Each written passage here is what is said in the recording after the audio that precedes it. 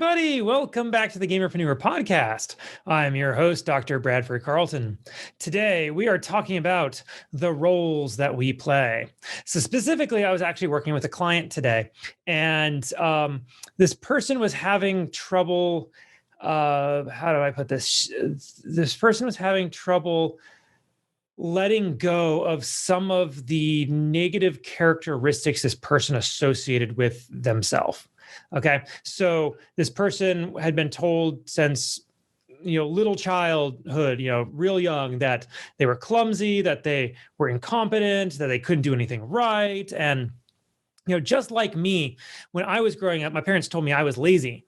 And they said, Brad, you're lazy. You're playing all these video games. You're so lazy. You sit around, do nothing. You're lazy, lazy, lazy. Like that was the go-to insult when I was for Brad growing up. I was lazy. And so I believed as I was getting older and older that I was just supposed to be a lazy person because that's how it was. And it was something I had to fight against constantly. I had to try not to be lazy. And the funny thing was, everybody would tell me I wasn't lazy. Like I was one of the hardest workers they'd ever met. I was able to accomplish so much.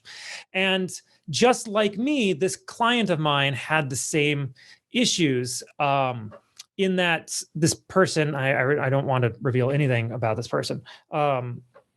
This person had so many negative scripts running through their head that it's difficult to overcome those scripts, especially when a person believes that those scripts are the fundamental makeup of who they are. And so for this person, I had to kind of do something a little different. Often if it's like one or two issues, it's a mommy issue or something like that. It takes a little bit of talk therapy. I'm not a psychologist or a psychiatrist, but I have found over the years that as I've done this job, I tend to kind of fall into the role of being everybody's camp counselor. They want to talk about their problems with me. And so I have to engage on that level. So this person has had all of these things from when they were young, and just over and over and over again. Anytime something, quote, bad would happen to them. As an example, that person got an email today from a prospective client, and that prospective client wasn't willing to give this person what they wanted in order to do some consulting work. And because of that, one email, it was just simple negotiations. There was nothing really to it.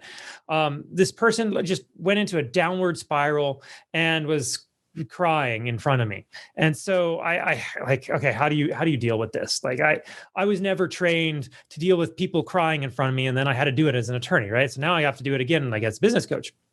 So what I had this person do is I told this person that, I want you to take your hands and remove the mask off of your face of the person you currently are. And along with that mask, I want you to remove all the negativity, all the negative scripts, all of the issues, the klutziness, the clumsiness, the inabilities, all the things that, held you back as you were. And once the mask is off, you're a blank slate, okay? Because, I liked acting when I was growing up. I took drama class in 8th grade. It was one of my favorite classes of all time.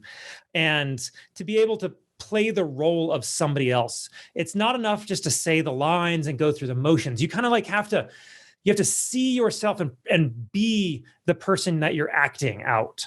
And so by taking off the mask of who you used to be, and then kind of spending a moment as a nobody, without a character, without a cause, without a purpose, just kind of sitting and existing for a moment, and then take the mask of the person you wish you could be with all the positive qualities, 100% positive qualities, not one mention of a negative quality on this person, and then put that mask on and start to be that person. If you can do that, if my client can do that, and if this person can actually pull it off, this person's life will change, because I know something about the way the human body works because of how much I've studied psychology. And the way the human body works is that we don't actually think about most of the things we do. We think about most things we do, but we don't actually do it. The way that you write your name, you don't think about how to write a B. Your hand just kind of, or an A or L, whatever letters you are in your name. You don't really think about it. Your hand just kind of does it, right? And you may like sound out the letters in your head as you're writing it, but your hand is doing it all. There's no actual conscious thought going into it for the most part. That's true for pretty much every action that we take. We run on habits. If we didn't run on habitual actions, it would take us way too long to do pretty much anything. And so, I call us robot monkeys because of that reason. Like we run on these habits, which are like 95 to 99% of everything that you do during the day is based on a habit, meaning you were not thinking about how to do the thing. You may have thought that you have to do the thing, but not how to do the thing. And so if I can get this client, and if you want to play along with this particular like exercise I'm having this client do, if I can get this client to see themselves, no pronouns. If I can get this person to see themselves as this new character that they're supposed to be playing. And I even asked this person to come up with a name for this new person that they were going to be. It's not their old name. So, if and when they arrive in a situation and somebody says their name, they should think, if they do this right, that that's not me, but that's the role I'm playing for you all. Okay. If you can do that, if you can set your mental faculties working toward being somebody else with all of the wonderful qualities that you've always wished you could have, with all of the belief and confidence in themselves that you wish you had, and then you act on those things with full assurance and full understanding that, it's going to be a little tricky when you start because, you're acting, right? You're pretending to be another person. We all we get it. It's not going to be perfect. But if you keep trying to act and keep trying to be this person with all those qualities and all those attributes and the kind of person who will get the accomplishments that you've always wished you'd had, if you play the part of the person who's already able to do those things long enough, you will eventually become the person who's able to do those things just by virtue of habitual systems that will appear in your life. And so when I say, the roles that we play, it's not really different than an RPG, right? A role-playing game. It's fundamentally not all that different. You are playing somebody else in that game, right? My go-to is Zidane in Final Fantasy IX because they were actors. I love that. That's probably one of my favorite Final Fantasy games is 9. I cry every time at the end. I'm willing to admit that. And so Zidane is an actor. He's in an acting troupe. And so when you're playing the game, you're playing as Zidane. You have to make decisions as Zidane. And then there's certain parts of the game where he's acting out the part of somebody else, and you get to be that part as well. And so it's not fundamentally different than doing that in real life. You want to play the part of the hero that you've always wished you could be. Just pretend like you don't exist any longer. And instead, you are sitting there in a massive virtual reality simulation of a game where the person that you are playing is the hero, and they're going to accomplish some great deed or goal at the end, which hopefully you have some sort of life goal that you're working toward. And that's it. You spend roughly 28, 30 days doing that with the belief and the confidence in yourself that you can pull it off. And I'm dead certain you can accomplish anything in your life. I'm dead certain of it. There's very few things I'm willing to guarantee in this world. That's one of them. If you can stick at something for roughly 28 days with the belief that you are developing this as part of yourself, it's a done deal. So, it's funny because, like I said earlier in the episode, I never thought I would be discussing like psychology. I took a couple psychology classes when I was in college. It was political psychology. I was a political science major, but having to exercise psychology because you see it on a daily basis, seeing your clients going through certain things that, are are identical to the same issues that everybody else kind of goes through. Once you know how to fix one person's problem, you can fix everybody's problem so long as it's the same problem, right? There's no difference.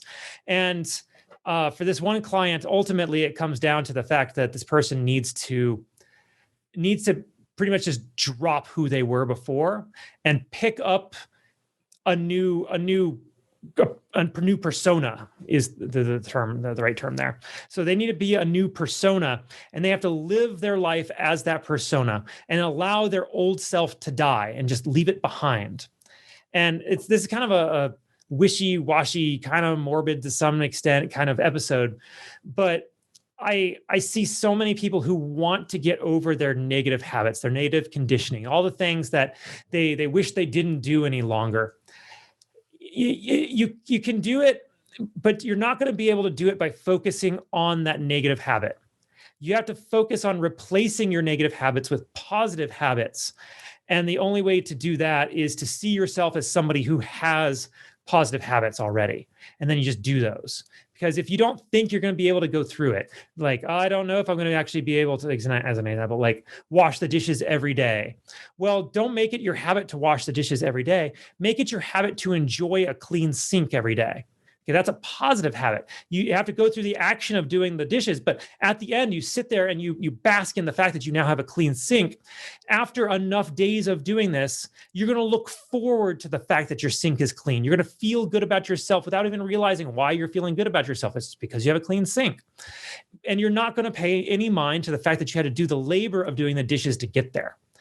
Habits are one of the most important things that you can understand, regardless of what type of industry, what type of job, what type of whatever it is you're trying to do, whether you're a content creator, influencer, streamer, esports player, business owner, someone with a 9-to-5, someone who stays at home. It doesn't matter. Your habits determine what you get out of life. If you can change your habits, you change your life. All right. So I'm going to remind you all, organization is the enemy of sloth. Do not go into this sort of practice just kind of on a whim, willy-nilly. You have to be committed and you have to know what your plan is. So come up with some attributes of what your persona would be like. Come up with some like catchphrases that your persona would say, some things that they would say about themselves. If you can have all these things in advance, then you could like just turn to a piece of paper, like line, and then you read the line and you go about pretending to be the person that you're hoping to become someday. And if you pretend long enough with the belief that this will work, it will eventually work out. That's only if you really believe it, though. If you sit there doubting the whole time, it's never going to work. Oh, I don't see. I'm going to keep pretending because Brad told me to, but I don't really think it's going to happen. If you do it that way, it's never going to work. You have to go in with the belief. All right, everybody. Don't be just a gamer. Be a gamerpreneur.